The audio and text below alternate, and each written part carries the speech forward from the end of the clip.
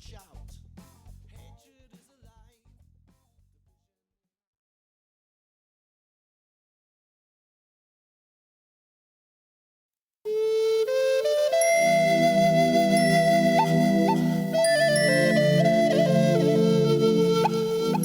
Americans in professional healing professions may creatively incorporate Native ways in their work, but the path is not easy. The same is true for those coming from a Western background that realize there is something lacking in modern medicine and are attracted to Native ways of healing. Western and Native approaches to healing may seem incompatible. Linear, mechanical, biological, or genetic causes versus interdependent community and natural world imbalances. But there is a way to integrate them, to see and walk in two worlds, not easily, not without pushback perhaps, but I think there is a way. Our two guests, one native, one non-native, have both been powerfully influenced and transformed by Indigenous wisdom and also other ways of knowing.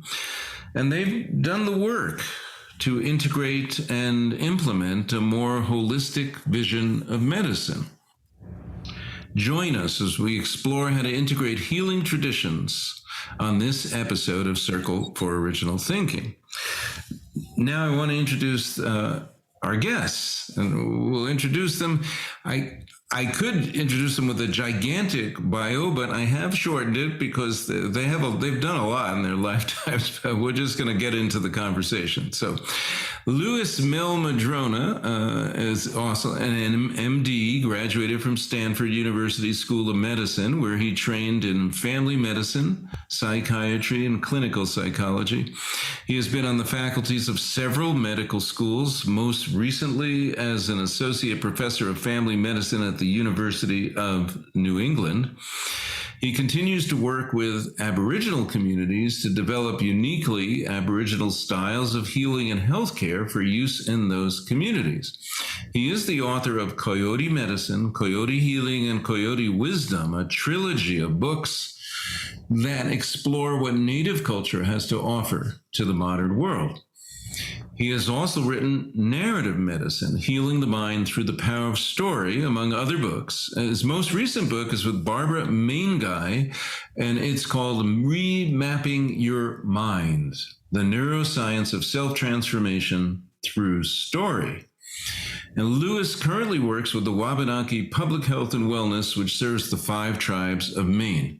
And you can hear his near-weekly blog on futurehealth.org.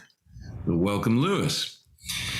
David Kopacz, also an MD of Polish, Welsh, and Northern European descent, works as a psychiatrist in primary care mental health integration at Puget Sound Veteran Affairs in Seattle. He is a national education champion with the VA Office of Patient-Centered Care and Cultural Transformation. David is an assistant professor of University of Washington and is certified through the American Boards of Psychiatry and Neurology, Integrative and Holistic Medicine, and Integrative Medicine. He did his training through the University of Illinois and has worked in Illinois, Nebraska, Washington State, and New Zealand. David is the author of Rehumanizing Medicine, a holistic framework for transforming yourself, your culture, and the practice of medicine. And with co-author Joseph Rael, also known as Beautiful Painted Arrow, he wrote Walking the Medicine Wheel, Healing Trauma and PTSD, and Becoming Medicine, Pathways of Initiation into a Living Spirituality. And he also has written Becoming Who You Are, Beautiful Painted Arrows, Life and Lessons. And I might mention that the book Becoming Medicine, the foreword is written by Louis. So that was one of the reasons I thought it would be good to bring you gentlemen together on this podcast. So welcome. How's everybody doing today? Doing okay? Yeah, great to be here with you. Okay, excellent. So So the first question I want to ask, especially because Lewis, I love your emphasis on stories. I want to ask you first, perhaps, but then both of you. I often ask this of people. Actually, what is the thread that runs through your own life story and perhaps unites your own life story? I suppose I've been trying to figure out how people get well for a really long time. And I'm not sure I've figured it out yet, but that's probably the thread is how is it that people get sick and some of the time get well? That's really the question that I've pursued. Very good. Good, succinct answer. and David, what is the thread that runs through your life story? Yeah, when I think back to, childhood and just we grew up with a lot of animals. My mom raised dogs and just this idea of like caring for others, caring for life. Related to that, I think has been an interest in healing. And then related to like what Lewis said too, I think, the sort of question or issue I feel like I've worked with again and again and again and still have never quite figured it out. And so maybe it's a paradoxical mystery or something that you just keep going deeper and deeper into it, is sort of this idea of initiation, transformational learning, just this question, how do people take suffering in life and somehow grow from it?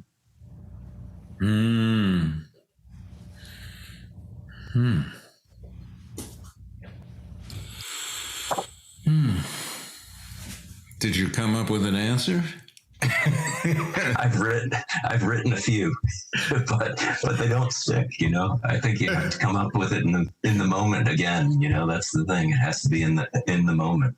Yeah, no, I understand. I mean, I was listening to an Arlo Guthrie album when he was, I think a 2013 album, and he was talking about the first time he ever met Leadbelly,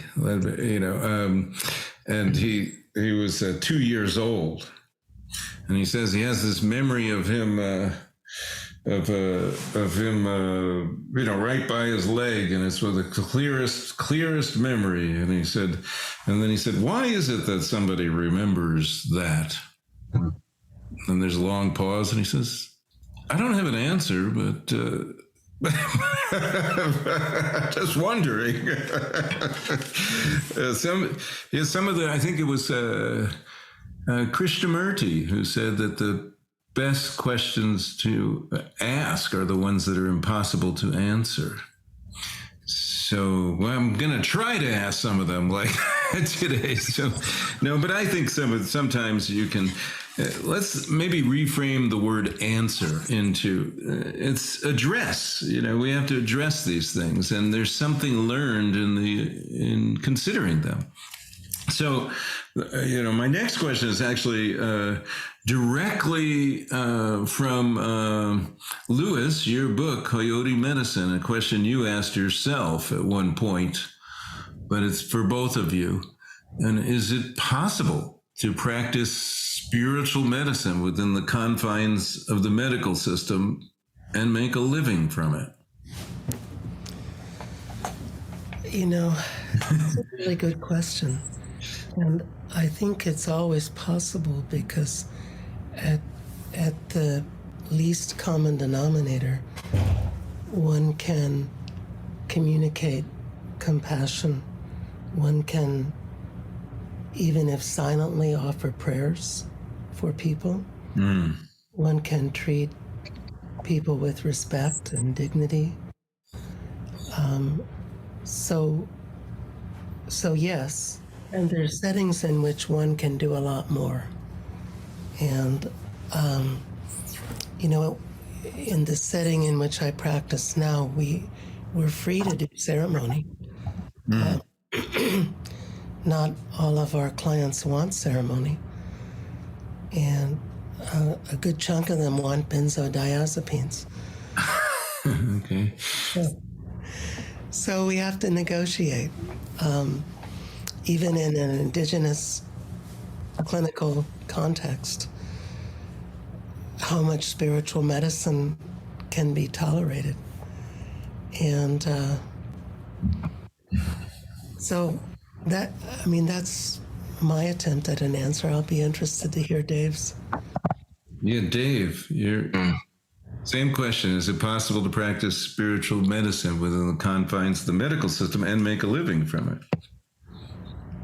There's kind of several different levels of answer and threads. And I would say, yes, just the fact that, Lewis and I are here and are still practicing medicine and have gone through different systems. And I've often felt a pull to go outside the system sometimes so that I can, almost like a hero's journey type of thing or healer's journey. There's times where I just have to leave an institution and sort of follow my own path. And there's times where I get pulled back into institutions.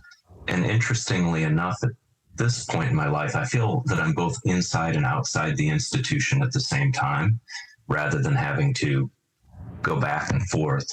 And in some ways it's more rewarding. In other ways, it's a lot more difficult because the feeling of belonging and not belonging are kind of ever present at the same time.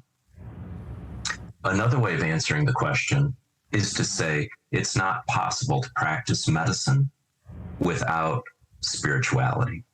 It's possible to be a technician, to be a protocol manager without spirituality, but it's not actually possible to be a healer without some form of spirituality. And yet spirituality is such a huge thing. It can take so many different forms, such as, I've used a hero's journey class with veterans, and that's a kind of using creativity and the arts, and I would say spirituality, to transform suffering into something meaningful.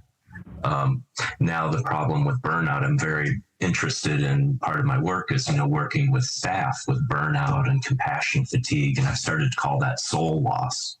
Because really that seems what happens is people lose connection to some vital essence within themselves and they burn out, and they no longer have compassion. They no longer have the fire within them. And so, what is the process of rekindling that fire? And I've been drawing a lot on just that idea of soul loss and soul recovery, which is ancient. It goes back to the Greeks as well as in indigenous societies, that there are times in life that we become unwell. And the thing with burnout is it's a type of soul sickness. It's a type of spiritual sickness in a sense. It's not a physical illness, although it can lead to some. That's I want to jump in a little bit. It's very interesting what you're saying. And I noticed in your book, Becoming Medicine, too, you also point to the hero's journey as as providing some guideposts. But, I had always thought of the hero's journey as a very Western thing, coming from Joseph Campbell, this separation and I'm not 100% sure that I want to turn this question back to Lewis, actually, because I'm not 100% sure that how much that resonates in Native communities, because it seems almost a